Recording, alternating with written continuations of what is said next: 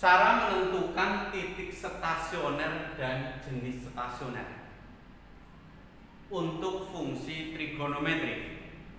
Ketika kelas 11 dulu sudah kita pelajari titik stasioner dan jenisnya. Seperti ini, ketika ada suatu fungsi f(x), misal gambar seperti ini atau gambar yang seperti ini untuk fungsi f(x)-nya, maka titik A, titik B, titik C ini namanya titik stasioner. Titik stasioner itu apa? Titik yang diam, tidak naik, tidak turun. Seperti ini. Ini di sini naik, di sini diam, lalu turun. Perpindahan dari naik, diam, turun inilah yang namanya titik stasioner. Demikian pula yang ini turun, kemudian berhenti atau diam, kemudian naik. Inilah yang proses diam, inilah yang namanya titik stasioner. Demikian pula yang ini naik, berhenti dulu atau diam, naik lagi. Inilah yang namanya titik stasioner. Nah, untuk jenis titik stasioner ada 3 jenis. Titik A ini sebagai titik maksimum karena nilainya tertinggi pada gambar ini. Ini kalau diteruskan prosesnya akan selalu berlanjut seperti gelombang. Dan titik B ini sebagai titik minimum. Mengapa? Karena nilai Y-nya terendah.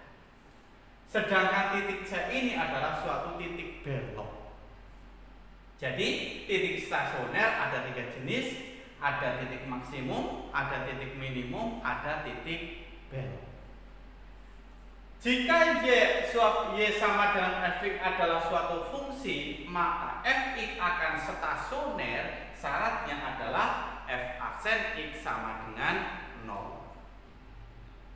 Untuk menentukan jenis titik stasioner, jika Y sama dengan f(x) adalah suatu fungsi yang stasioner di titik A, FA, andaikan fungsi f(x) stasioner di titik ini, di titik A, FA, maka apabila f double aksen A, hanya itu nilai x-nya. Nilai x pada titik stasioner itu f double aksen A hasilnya lebih dari 0, maka titik stasioner ini yaitu titik A, FA sebagai titik minimum. Dan apabila f double aksen A-nya kurang dari 0, titik ini namanya titik maksimum. Dan jika f double aksen A-nya sama dengan 0, maka titik tersebut sebagai titik belok. Saya ulangi. Suatu fungsi stasioner di A, FA, kita menyelidiki jenis titik stasionernya. Jika f double aksen A lebih dari 0 sebagai titik minimum, jika f double aksen A kurang dari 0 sebagai titik maksimum, dan jika f double aksen A sama dengan 0 sebagai titik belok. A ini diambil dari mana? Dari nilai x pada titik stasioner tersebut. Contoh, suatu fungsi f(x) sama dengan 2 cos x pada interval 0 sampai 360. Tentukan titik stasioner dan jenis titik stasionernya. Untuk menentukan titik stasioner, syarat f(x) akan stasioner adalah f aksen x sama dengan 0. F aksen x adalah turunan dari f(x). F(x)-nya adalah 2 cos x. Turunan dari 2 cos x adalah 2 kali turunan cos adalah min sin x sama dengan 0. Jadi min 2 sin x sama dengan 0, berarti sin x sama dengan 0 dibagi min 2. Berarti sin x sama dengan 0. Nah, kita tentukan nilai x-nya. Sin yang ketemunya 0 adalah 0 derajat. A bisa juga 0 ini bernilai positif, bisa di kuadran 1 atau kuadran 2. Maka nilai x-nya agar sin x sama dengan 0, maka x-nya adalah 0 yang di kuadran 1. Dan untuk yang di kuadran 2 adalah rumus kuadran 2 180 min alfa. Alfanya adalah 0, berarti 180 derajat dikurangi 0 ada 180 derajat. Keduanya di interval ini, yaitu 0 sampai 360. Nah, berapa nilai x-nya 0 dan 180? Berapa nilai y-nya? Kita tinggal masukkan ke fungsi X sama dengan 2 cos X tersebut. Untuk X-nya 0 derajat, maka Y sama dengan 2 cos 0 karena fungsi ini Fx sama dengan Y. 2 cos 0, cos 0 adalah 1, berarti 2 kali 1 adalah 2. Dan untuk X-nya 180 derajat, maka Y sama dengan 2 cos 180. Kuadran 2, pakai rumus kuadran 2, 180 min alfa. Alfanya adalah 0. Berarti kuadran 2 cos bernilai negatif. 2 kali negatif cosinus cos 0 adalah 1. Berarti 2 kali negatif 1. Berarti negatif 2. Sehingga titik stasionernya yang mana? Pasangannya. X-nya 0 tadi, 0 derajat, Y-nya ketemu 2. Ketika X-nya 180 derajat, Y-nya ketemu negatif 2.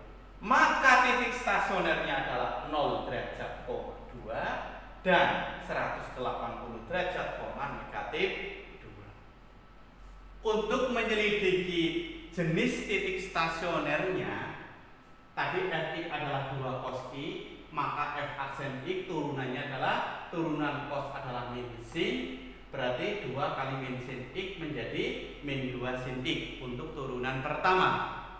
Untuk turunan kedua, turunan pertama diturunkan lagi, berarti min 2 turunannya sin adalah cos, min 2 cos X. Nah, untuk titik stasioner tadi 0 derajat, 2 kita selidiki. Yang dimasukkan adalah nilai X pada titik stasioner tersebut ke turunan kedua. Tadi turunan kedua adalah min 2 cos X. Maka kita masukkan X-nya adalah 0 derajat, F double aksen 0 derajat. Berarti min 2 cos 0 derajat. Cos 0 adalah 1, berarti min 2 kali 1 adalah negatif 2.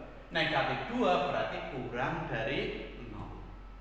Karena hasilnya kurang dari 0, maka titik ini 0 derajat, 2 sebagai titik maksimum.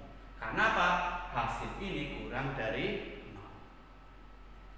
Sedangkan titik stasioner yang kedua tadi adalah 180 derajat, min 2. Kita selidiki ini titik apa?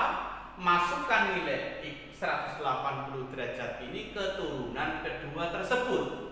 Maka F double aksen 180 derajat adalah min 2 cosinus 180. 120, 180 saya gunakan rumus kuadran 2. Kuadran 2 adalah 180 min alfa. 180 dikurangi 0 adalah 180. Berarti 180 min 0. Alfanya berarti 0. Kuadran 2 yang positif siapa? Sinus. Ini adalah cosinus, berarti negatif. Negatif cosinus alfa. Alfanya adalah 0. Berarti min negatif 2 kali cos 0 adalah ini negatif, berarti kali negatif 1. Berarti negatif pada negatif positif. Hasilnya bagaimana? 2 adalah lebih dari 0. Kalau lebih dari 0, maka titik 180 derajat, min 2 sebagai titik minimum. Begitulah cara menentukan jenis titik stasioner. Masukkan nilai X pada titik stasioner tersebut ke turunan kedua.